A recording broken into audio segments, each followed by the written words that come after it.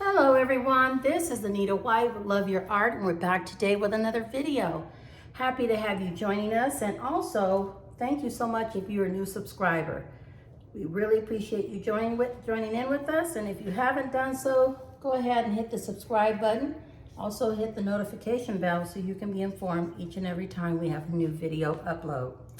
We have a 10 by 30 inch canvas, and I have the beautiful Mars Black by Liquitex Basics laid out as a base color. I'm looking for any uninvited guests, and then we're going to torch. But before we do, I want to invite you to check out video number 52 and number 28, how to improve your Dutch pour and how to get the right paint consistency. I'm often asked about that because the Dutch pour is not a very easy technique to learn, but having the right information as well as the right consistency will help you with your Dutch pour. I'll try to remember to link those two videos in this video so you can have them, but they are always referenced in the video's information that I have below the video, especially if it is a Dutch pour. So check out that description box if you need to, along with the colors that'll be used in the painting for today. I'm using 10 by 30 as I said, and I'm going to torch, and we'll go ahead and introduce our layering colors afterwards.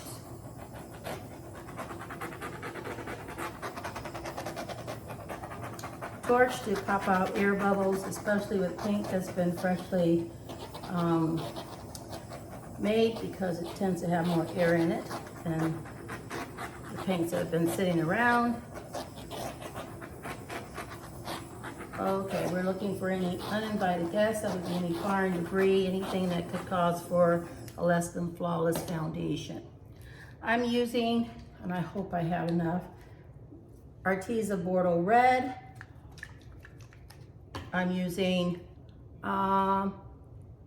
Amsterdam Permanent Blue Violet, along with Artist Loft Light Magenta, Arteza Gold, and Liquitex Basics Quinacridone Magenta. Those 5 colors will be used for our Dutch pour. Now let's hope we've got enough of this Bordeaux red, because this is right at the end. All right, let's see if we can outline it with the Bordeaux red. Right to the end. That's it.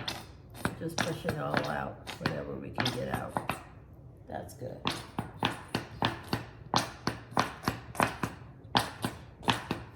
I need to make more Bordeaux red. That's good. We'll leave it at that. Happy to have you. Now, Permanent Blue Violet. Haven't used this color in a while, but I love it. And we're looking forward to seeing great things with it. Also the light magenta, lovely color palette here.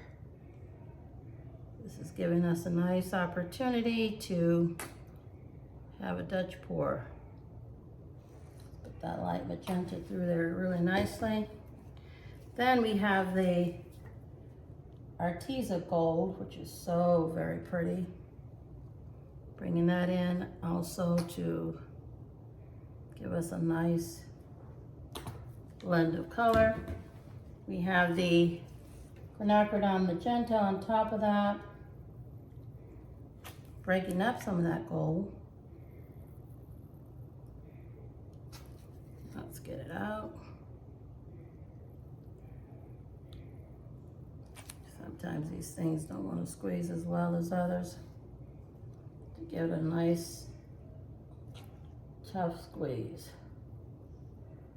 All right. And I'm going to wrap back around with my Permanent Blue Violet.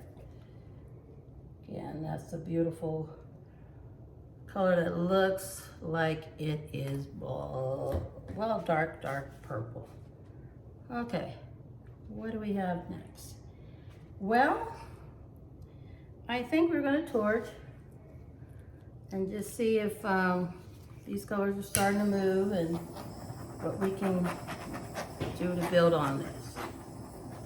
Now with the Dutch pour, it does take lots of practice, so if you're just starting off, please know, most of us who have been doing this for a while did not start off with the greatest amount of success in the beginning. It takes practice, does take a lot of encouragement, so stick with it and don't allow yourself to get frustrated. Know that it's a process, it takes time. All right, I'm starting on low to blow this out, but I have used both high and low settings. My blow dryer does not have a cool setting, and I'm perfectly fine with the outcomes I receive from one that only blows heat. So use what you have, but this is a 1,000 watt. If you have an 1875, you're gonna find the difference is in that it blows a lot heavier. Anything over 1,000, of course, is going to be higher. So wattage does matter. Check out those videos, number 52, number 28. You'll get more information on what I mean. Okay, let's start on this. Seeing it move, coming together. We went from a thin line to a thicker line, so let's see what it will give us in terms of Dutch pour.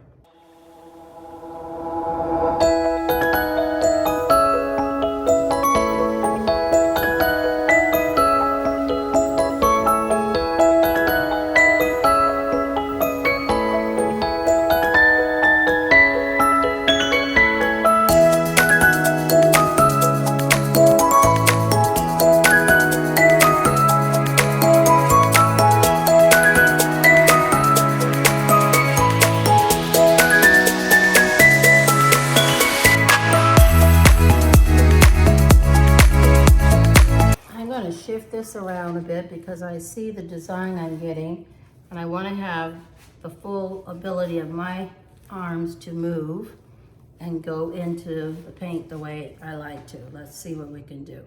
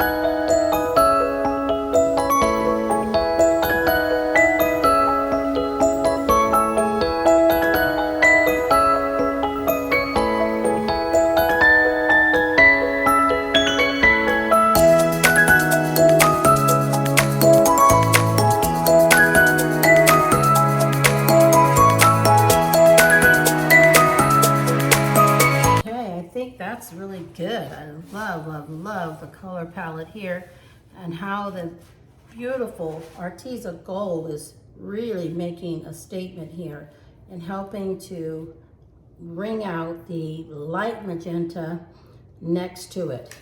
Got cells in here, lacing.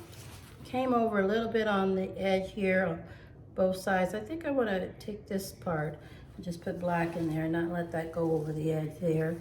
We did go over the edge here, and I like to keep it that way. On the sides, of course, we did go over the edge, and that's perfectly fine on the two end sides.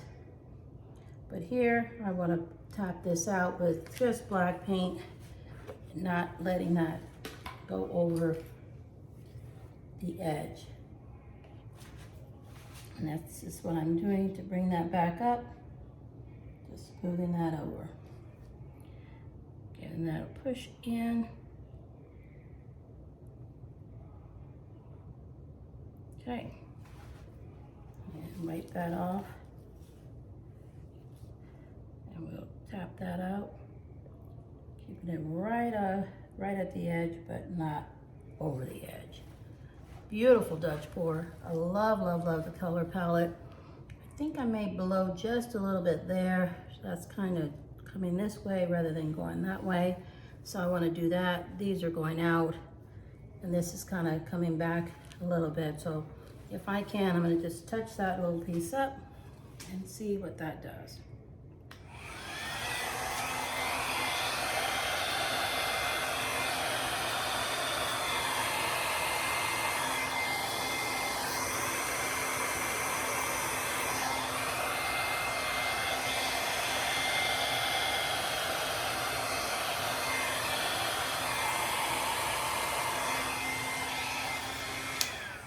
Didn't make the best of that, but I think I can take this off and put some black in there and keep that from going over.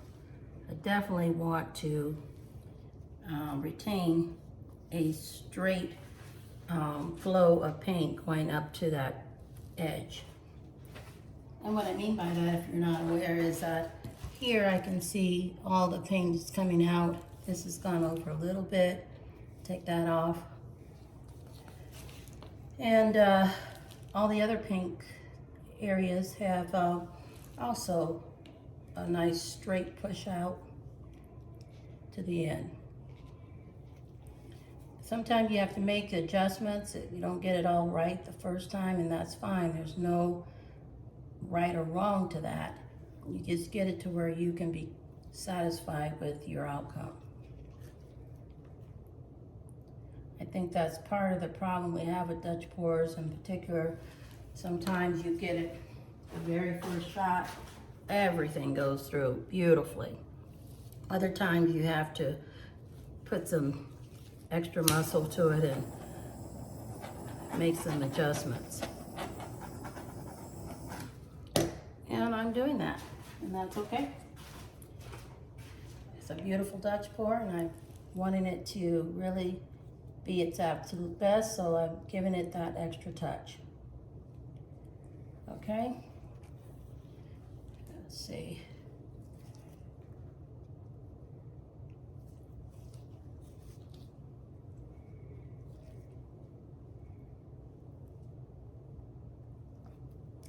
Alrighty, that's looking good. I want to fix this up a little bit. I can blow it out with my mouth or blow it out with my blow dryer, which is my preferred way of doing it. Let's see.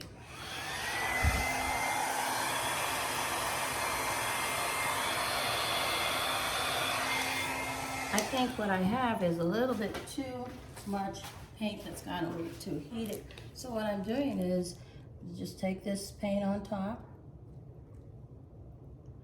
put the base paint on top, and make for a little adjustment here. And that requires some real effort on our part to get a little drop. There we go. Of the Bordeaux red out.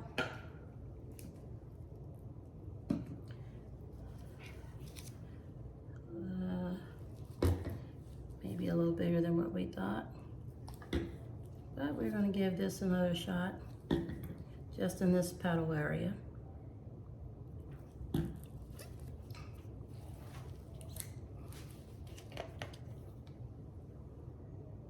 Just a little black around there.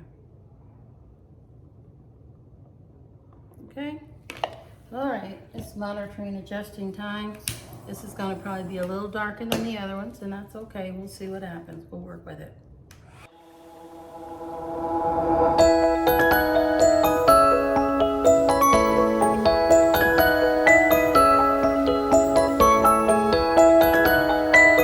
Ta-da! Much better. Things going straight up and out, and I am satisfied with that petal. Got color in it. It's got nice form, and it's consistent with the petals over here. Okay, let's do it. Close-up time. Pretty, pretty, pretty.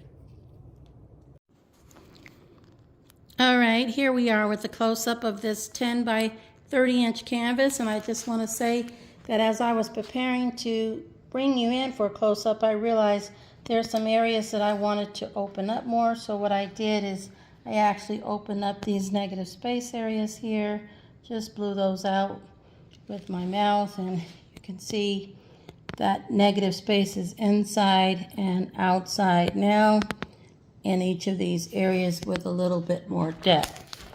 Nothing changed in terms of the composition, just really giving it a chance to open up and have some negative space in between those petals, which I think adds to its beauty overall. So here we have it, the nice gorgeous shimmer and shine from these beautiful colors that have been blended together. We have the lacing here along with the merging of the colors, the cells, and also just some spectacular blending of color. Here we have the gold with the magenta and the light magenta, Quinacridone magenta, permanent blue violet, just so beautiful together on this beautiful black. There's cells here, and I have you on the flash so you can see very much the colors that we have inside, blending so well together. Touches of that Bordeaux red are here as well. I would definitely say that this is a great color palette that you might want to consider using again. The colors show up so nice on a black base, and you get lacing, you get a lot of shimmer and shine, you get a lot of cells, and a lot of beauty overall. So let me know what you think in the comments. Again, if you're working on the Dutch pour, I just will say it is not easy to do. You will have to learn through practice, through trial and error. Don't give up though. Check out my videos, number 28 and 52, to give you some support. Hopefully you can find that they will lend themselves to giving you information and giving you opportunity to overcome or avoid some unnecessary obstacles. I appreciate the feedback. Please give me a thumbs up if you like the video. Also, join me here on my Facebook group, Anita White. On my Facebook group, Anita White Art. I would love to see your art creations as well. You can see the full view of this 10 by 30 here, and this is a Dutch pour that we are excited about sharing with you. Let me know what you think in the comments, and we'll see you on the next one. Bye now.